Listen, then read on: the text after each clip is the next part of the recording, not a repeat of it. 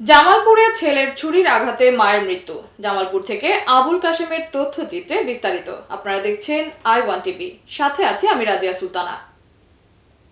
জামালপুরে গাছ বিক্রি নিয়ে দ্বন্দ্বে মাদকাসক্ত ছেলের হাতে মা মঞ্জিলা বেগম নিহত হয়েছে। আজ মঙ্গলবার 15 এপ্রিল সকাল 10টার দিকে শহরের হাটচন্দ্রা এলাকায় এ ঘটনা ঘটে।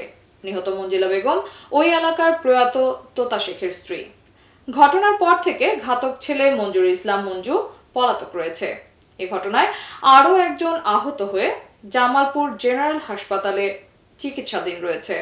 ঘটনার সত্যতা নিশ্চিত করেছেন জামালপুর সদর থানার ভারপ্রাপ্ত কর্মকর্তা ওসি আনিসুর আশেকিন।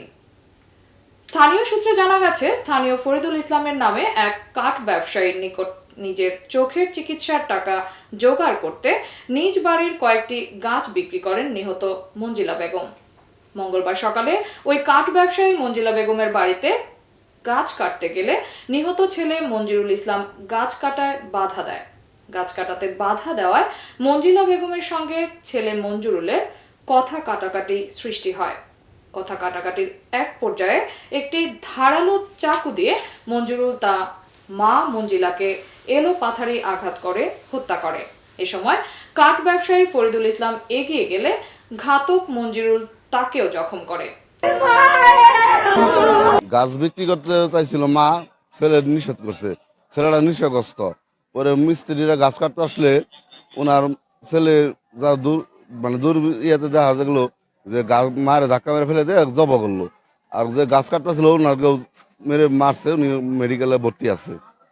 10টার দিকে সংবাদ পাই জামালপুর পৌরসভার বিডিআর ক্যাম্পের পাশে হাটচন্দ্রা নামক গ্রামে মঞ্জিলা বেগম জিরা নামের একজন মহিলাকে তার মাদকাসক্ত ছেলে গাছ কাটাকে কেন্দ্র করে ছুরিকাঘাত করছে। আমরা ঘটনাস্থলে আইসা ওই মঞ্জিলা বেগম জিরাকে মৃত অবস্থায় পাই এবং তার দেহে অনেকগুলো আঘাতের চিহ্ন আছে। এবং যে গাছ কাটতে আসছিল গাছের ব্যাপারী ফরিদ মণ্ডল, তাকেও আহত করে সে বর্তমানে জামালপুর মেডিকেল কলেজ হাসপাতালে চিকিৎসাধীন আছে। এবং যে স্টেপ করছে সে পলাতক, তাকে ধরার জন্য আমরা টিম কাজ করতেছে। এখন পর্যন্ত অদ্যাবধি অভিযোগ পায়নি। অভিযোগ পেলে আইনগত ব্যবস্থা গ্রহণ করা হবে। গতকাল 16,000 টাকা দিয়ে ওর মা গাছ বিক্রি করছে। বিক্রি করার পরে 9,000 টাকা বায়না নিছে, 7,000 টাকা বাকি ছিল। আজকে 7,000 টাকা দিতে আইসা ঘাস কাটতেছিল। এই মুহূর্তে ওই যে ছেলে মারছে সে হচ্ছে বড় ছেলে, 2টা ছেলে। তার বড় ছেলে বলতেছে যে মা গাছ তো 16,000 টাকা হবো না, 40,000 টাকা হবো। ওর মা বললো ঠিক আছে, আমি কালকে বিক্রি করে ফেলাইছি, প্রয়োজনে তোমার অর্ধেকটা দেই টাকা, তারপরে করো না, ঝগড়াঝাটি করো না।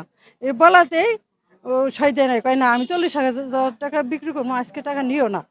পরে এই বলা কথা কাটি করার পরেই মুহূর্তেই যায় ওই যে গাছ কিনছে ওরে যায় একটা ফ্যাস মাইরা ভুড়ি বাইর করে ফেলাইছে।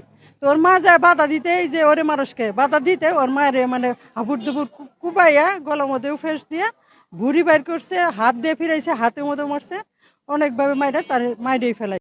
চিৎকার চেঁচামেচি শুনে প্রতিবেশীরা এগিয়ে গেলে কৌশলে মঞ্জুরুল সেখান থেকে পালিয়ে যায়। পরে স্থানীয়রা গুরুতর আহত অবস্থায় কাঠ ব্যবসায়ী ফরিদুল ইসলামকে উদ্ধার করে জামালপুর জেনারেল হাসপাতালে ভর্তি করে।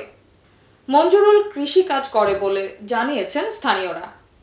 মঞ্জিলা বেগমের ছোট ছেলে জীবন মিয়া বলেন, ইজি বাইক নিয়ে সকালে বাড়ি থেকে বের হই। 10টার দিকে বাড়ি থেকে ফোন করে বলে মঞ্জুরুল আমার মাকে কুপিয়ে হত্যা করেছে, সে নেশা করে, এর আগেও সে আমার মাকে নির্যাতন করেছে। জামালপুর সদর থানার ভারপ্রাপ্ত কর্মকর্তা ওসি আনিসুর আশেকিন জানান, ঘটনাস্থলের পাশের একটি ঝুপড়ি থেকে একটি চাকু উদ্ধার করা হয়েছে। মরদেহ উদ্ধার করে মর্গে পাঠানো হবে। ঘাতক ছেলে পলাতক আছে, শুনেছি সে মাদকাসক্ত। এতক্ষণ সঙ্গে থাকার জন্য ধন্যবাদ। i1 টিভির নিয়মিত আপডেট পেতে ভিজিট করুন আমাদের ওয়েবসাইট, ফেসবুক, ইনস্টাগ্রাম ও ইউটিউব চ্যানেলে।